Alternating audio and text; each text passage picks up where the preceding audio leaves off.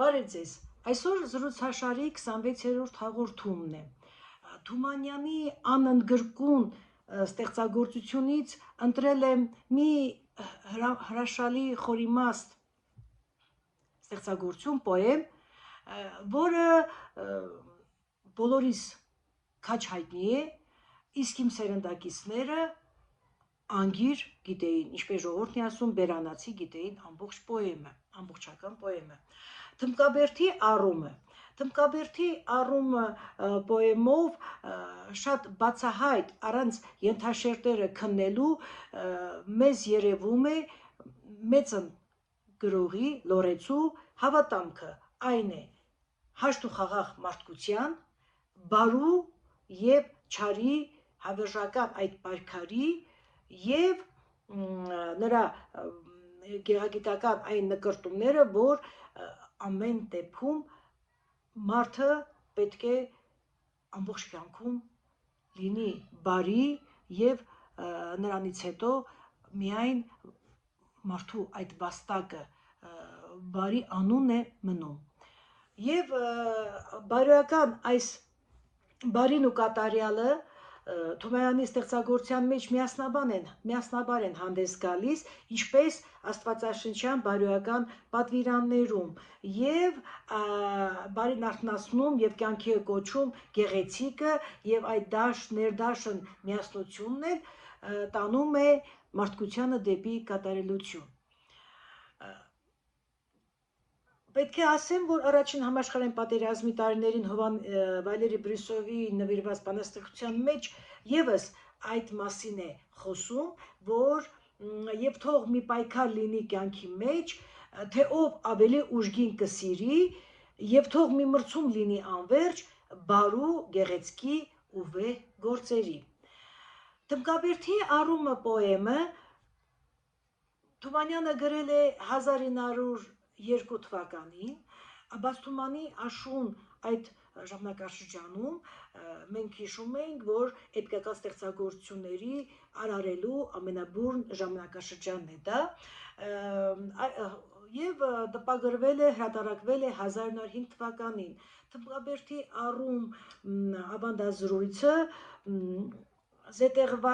կարճառոտ զետեղված է 1892 թվականին լույս տեսած Ջավախքի «Բուրմունք» ժողովածուում, որի հեղինակն է Երվանդ Լալայանը, նա է կազմել և հրատարակել։ Պոեմը սկզբից մինչև վերջ գրված է իբրև ժողովրդական երգչի թափառական աշուղի պատմություն, որով նա դիմում է ունկնդիրներին։ Հիշում եք, հեյ պարոներ, ականջարեք թափառական աշուղին, և այնքան սահուն է ընթերցողին տանում, որ աննկատ է ավարտվում։ Եվ հենց այս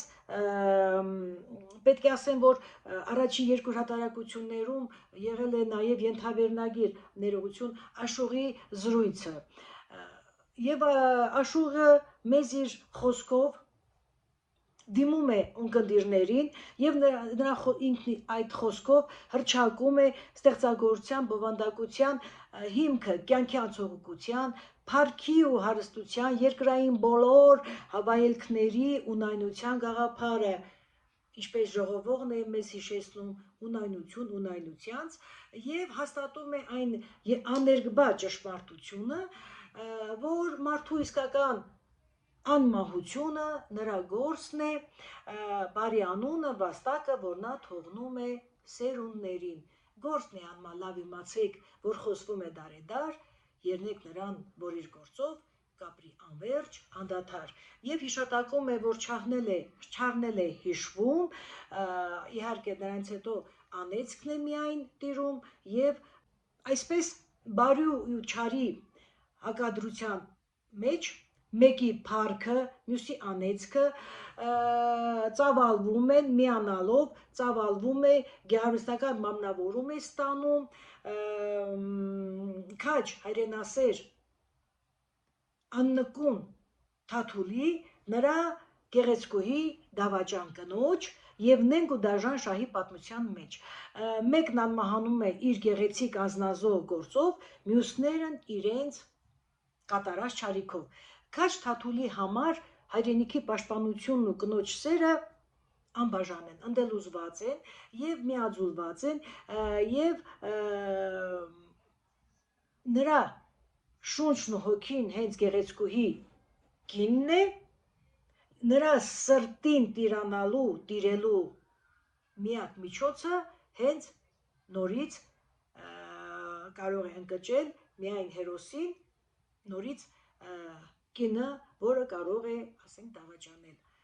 Եվ ահա այդ միջոցով կարելի է նրան տիրել, պարտության մատնել հերոսին։ Այսինքն Թաթուլի ոգևորության եւ անպարտելության աղբյուրը իշխանուհին է, որն էլ դառնում է կործանման պատճառ։ Ինչը կհաղթի կյանքում հերոսին, թե չլինին կինն ու գինին։ Այս մտքի տրամաբանական շարունակություն է պոեմի սյուժեի հետագա զարգացումը։ Այստեղ պետք է ես բերեմ մեկ դիտարկում, որ այս միտքը ունի աստվածաշնչյան հենք։ Հիշենք Սամսոնի եւ Դալիլայի սիրո պատմությունը։ Սամսոնը աստվածային զորեղ ուժի տեր է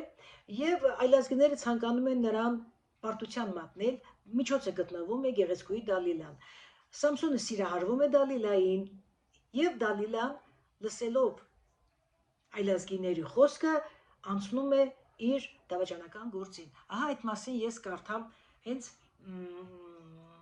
Աստվածաշնչից։ Դրանից հետո Սամսոնը սիրեց մի կնոջ, որ ապրում էր Սորեկ Հեղատի եզերքին, նրա անունը Դալիլա էր։ Այդ կնոջ մոտ եկան այլազգիների նախարարներ եւ ասացին. «Խաբիր նրան եւ տես, թե ինչու է նրա մեծ օգտորությունը, եւ կամ ինչպես կարող ենք հնար գտնել եւ կապել նրան, որ տկարացնենք նրան, իսկ մենք ամեն մեկս քեզ կտանք 1100 արծաթ»։ Եվ Դալիլան ասաց Սամսոնին, իհարկե գործի դնելով իր գայթակղիչ խոսքերը, իր գուրգուրանքը քնքշորեն հարցնում է. «Ասա ինձ, թե ինչումն է քո մեծ զորությունը եւ քեզ տկարացնելու համար ինչով պետք է կապել քեզ»։ Եվ բնականաբար Դալիլան քնեցնում է Սամսոնին ու Վարսավիրը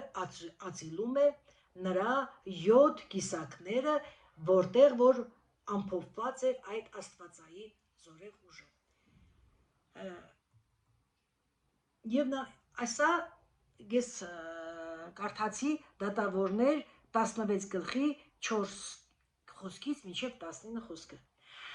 Պոեմի եւ այս պատմության մեջ ընդհանուրն այն է, որ երկու դեպքում էլ սիրող կինը չի դիմանում գայթակղությանը,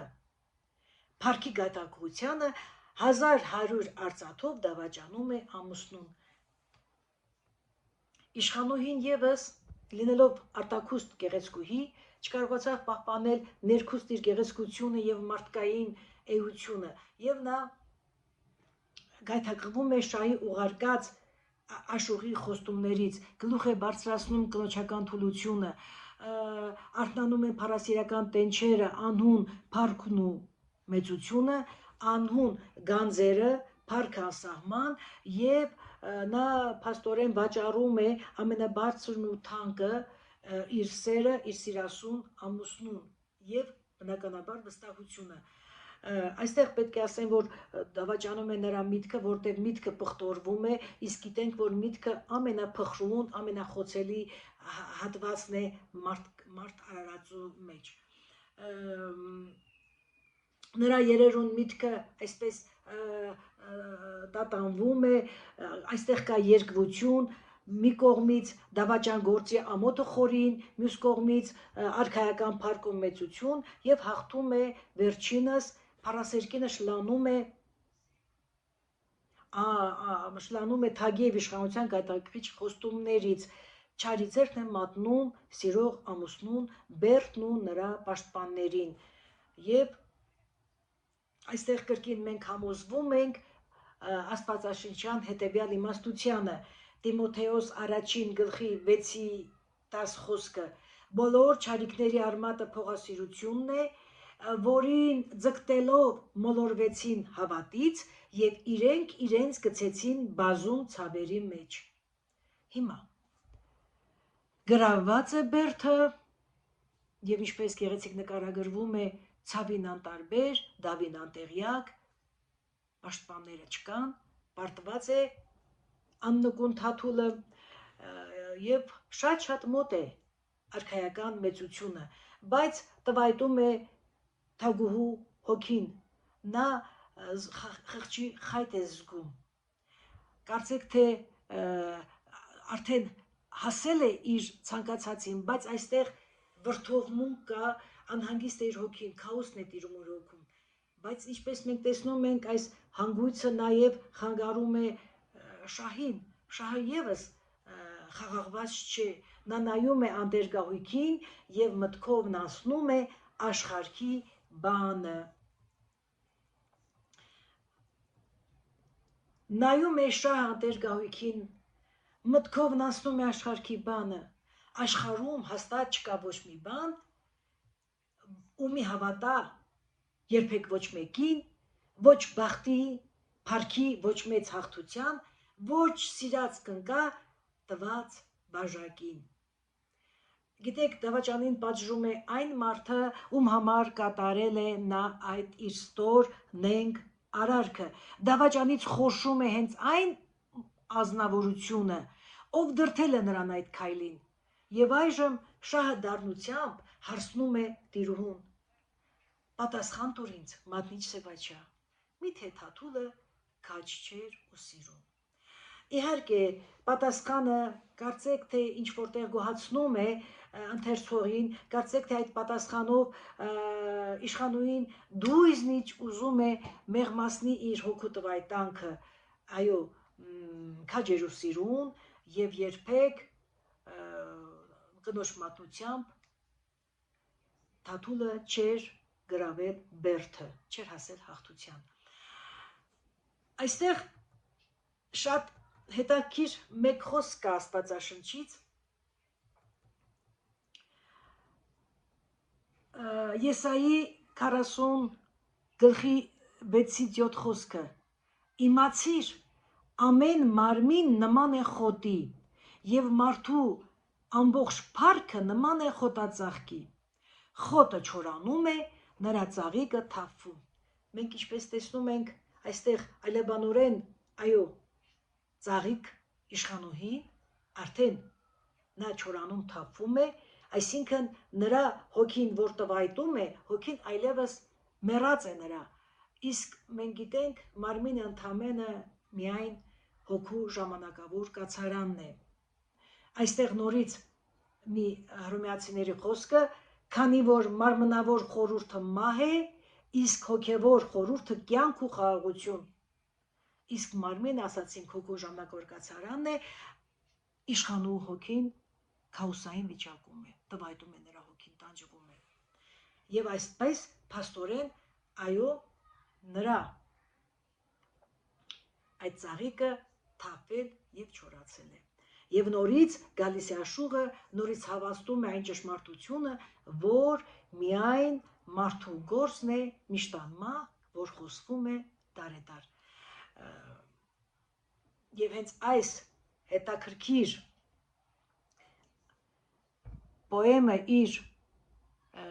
բոլոր տեսակի մարտահրավերներով այդ նորից այժմեական է, արդիական է և գրավում է իր մագնիսական այդ հրաշալի դաշտով։ Այսօր այսքանը, շնորհակալություն։